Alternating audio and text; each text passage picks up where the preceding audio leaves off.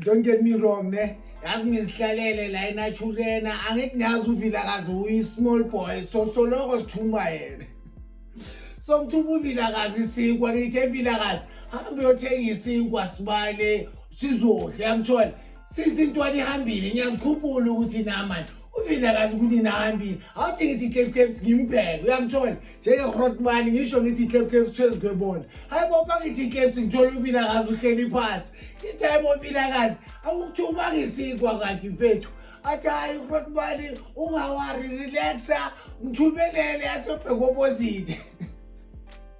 Ithi uthume bani wasebheka opposite sanumncane kangaka ngoba uwe ngabe ugijime ngeenyawo ezifast isibali. Athi hayi bekufuna ukwamukela uSantos la eMzansi, uyakuthola. Njenge-Grootman ngini-welcome.